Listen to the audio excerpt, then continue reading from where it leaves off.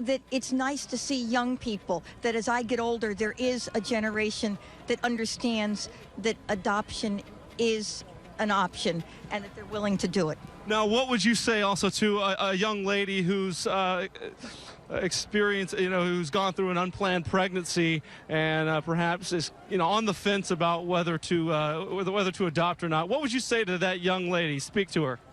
Okay, let her know that if she gives the baby life, that child will be raised by someone who loves it, and that child will always learn to love, revere, respect, and honor the birth mother that gave that child something that no one else could give it, life. Thank you so very much, Jim and Ellen Story. God bless you both, and thank you for being a witness to life, a testament. Amen. Back to you, Doug. Thanks, Mike. And that is really the powerful testaments that we love to be able to hear from the people like that who've experienced that. And it is important to understand, in a sense, the birth mother role and the adoptive mother role.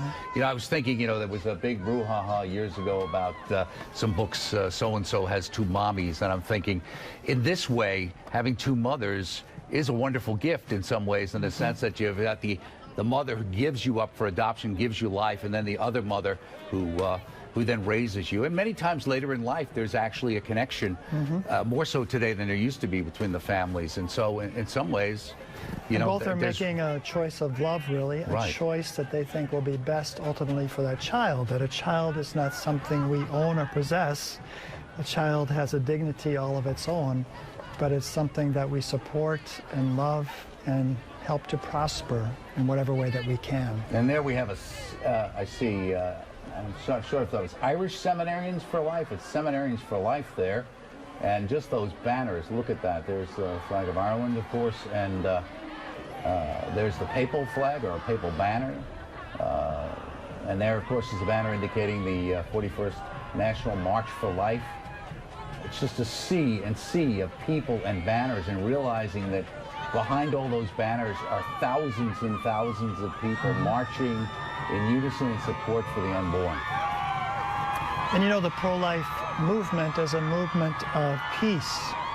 There's an interesting article that Dr. Edward Mulholland had yesterday that I read about meeting Bernard Nathanson, who was the biggest abortionist in the United States, and how he became this great pro-life advocate. And he had met him in Mexico and asked him what brought about his turnaround.